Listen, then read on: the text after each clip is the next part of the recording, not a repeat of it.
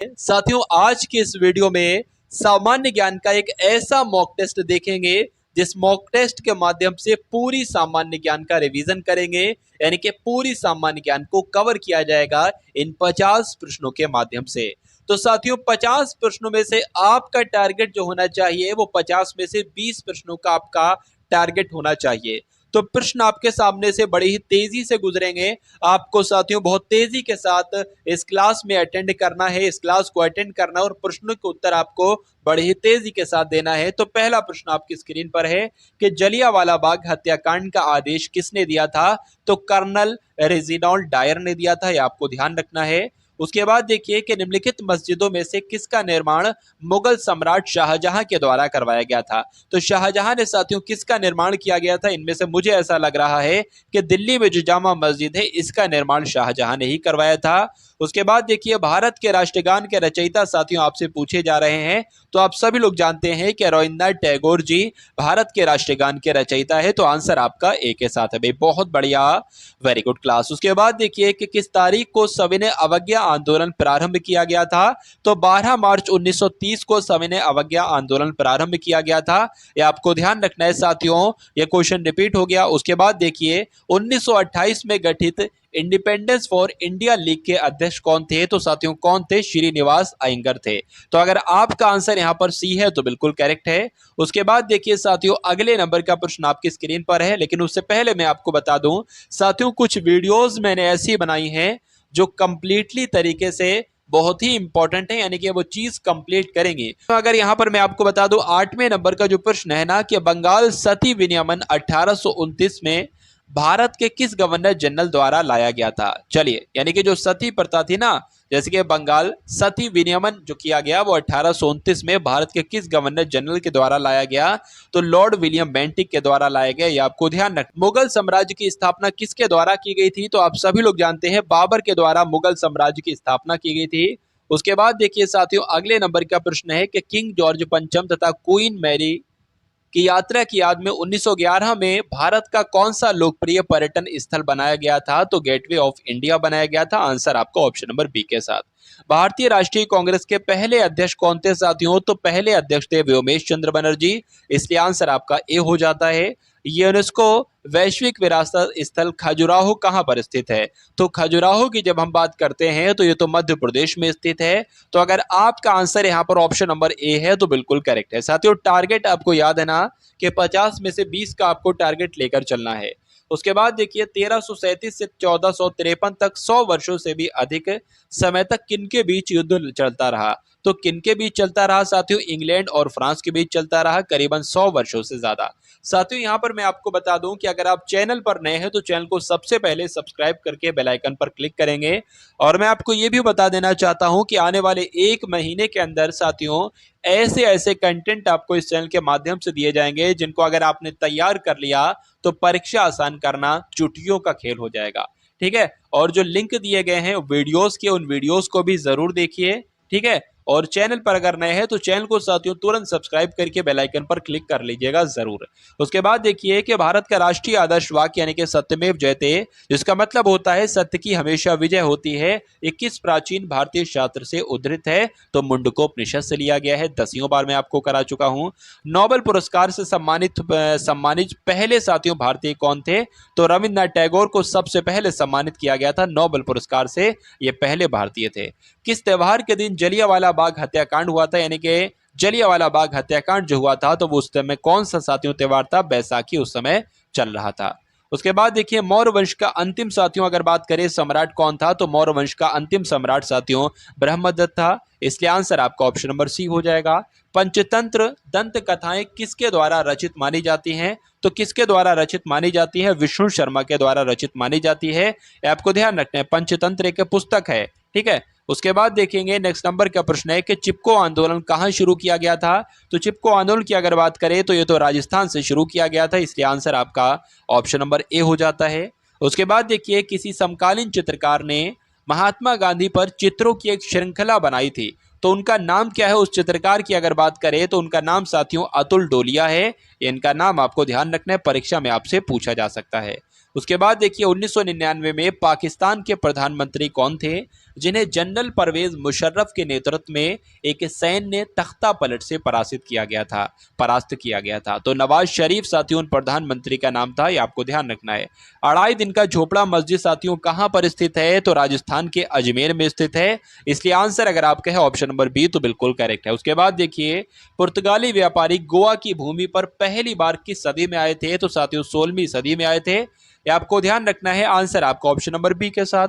उसके बाद देखिए 15 अगस्त 1947 में भारत को मिली आजादी के वक्त समय क्या हुआ था, तो उस समय साथियों आधी रात का समय था। कैसा समय? आधी रात का समय था। फतेहपुर सीकरी का निर्माण साथियों किसके द्वारा करवाया गया था, तो अकबर के द्वारा करवाया गया था, ये आपको ध्यान रखना है।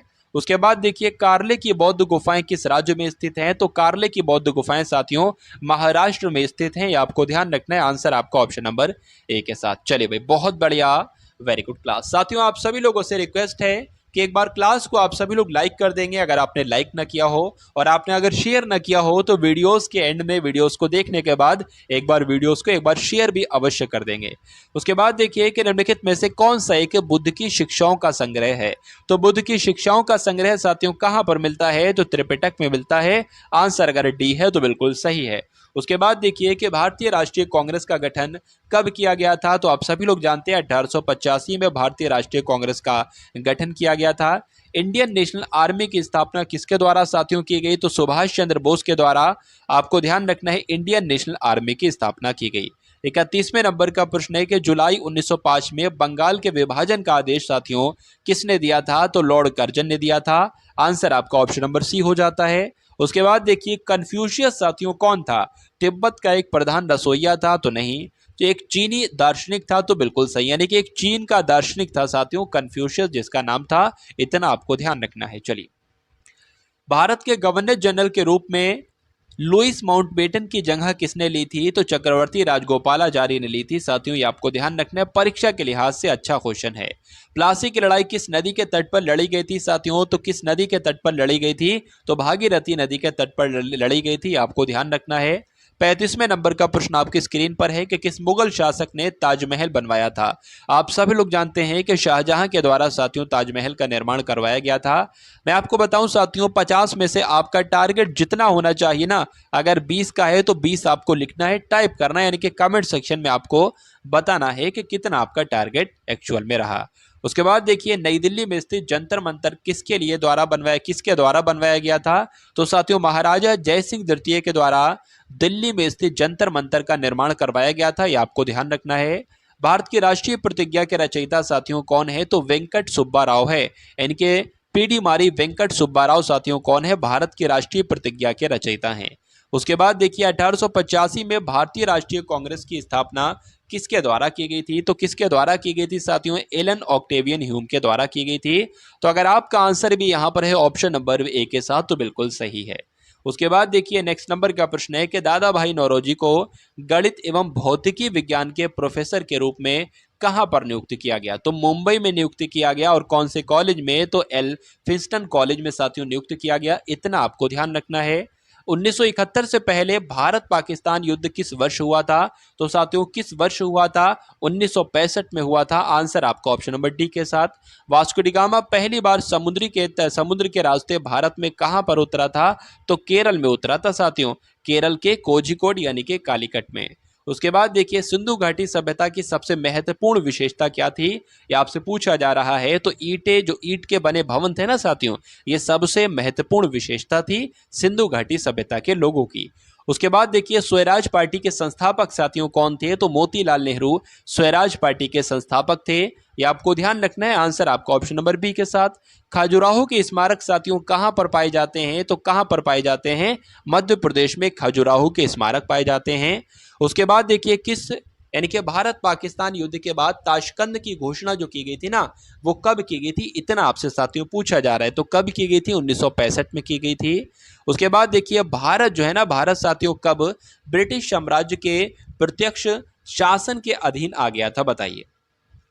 तो 1858 में भारत जो था ना, ये ब्रिटिश साम्राज्य के प्रत्यक्ष शासन के अधीन आ गया था, ये आपको ध्यान रखना है। किस व्यक्ति को बादशाह खान के नाम से जाना जाता है? तो खान अब्दुल गफ्फार खान को साथियों बादशाह खान के नाम से जाना जाता है, आपको ध्यान रखना है। और आंसर आपका ऑप्शन नंबर सी है, तो बिल्कुल करेक्ट है। उसके बाद देखिए, दिल्ली में संसद भवन का निर्माण साथियों किस अवधि के दौरान किया गया था? तो 1921-1927 के बीच किया गया था, ये आपको ध्यान रखना है। दिल्ली में जंतर मंतर का ऐतिहासिक दृष्टि से क्या महत्व है? साथियों यहाँ पर खगोलीय वेधशालाएं हैं, ये आपको ध्यान रखना है। तो आंसर आपका जो जाएगा वो ऑप्शन नंबर डी के साथ जाएगा। भारत में ब्रिटिश शासन का अंत जो है ना वो किस वर्ष में हुआ था? 1946 में, 1947 में, 1948 में या साथियों 1950 में? तो आपको ध्यान ये रखना है 1947 आपका राइट आंसर होगा। यानी कि भारत में ब्रिटिश शासन का अंत जो हुआ था ना वो 1947 में हुआ था। भाई बहुत बढ़िया, वेरी गुड क्लास। अब उसके बाद देखिए कि ब्रिटिश सरकार भारत को कब स्वतंत्रता देने के लिए सहमत हुई थी? तो कब साथियों स्वतंत्रता देने के लिए सहमत हुई थी? 1946 यानी कि 1946 में ब्रिटिश सरकार भारत को स्वतंत्रता देने के लिए सहमत हुई थी, इसलिए आंसर आपका जो जाएगा वो ऑप्शन नंबर सी के साथ जाएगा। और जिनका भी आंसर यहाँ पर है ऑप्शन नंबर सी, तो बिल्कुल करेक्ट है भाई, बहुत बढ़िया, वेरी गुड क्लास। तो ये साथियों सामान्य ज्ञान के 50 ऐसे क्वेश्चंस आपको करवाए गए जो आपकी परीक्षा के लिए सबसे महत्वपूर्ण है। तो उम्मीद करता हूं क्लास आपको पसंद आई होगी। अगर पसंद आई है तो क्लास को एक बार लाइक करके क्लास को शेयर कीजिएगा, हो सके तो चैनल को साथियों सब्सक्राइब कर लीजिएगा और बेल आइकन पर भी जरूर क्लिक कर लीजिएगा।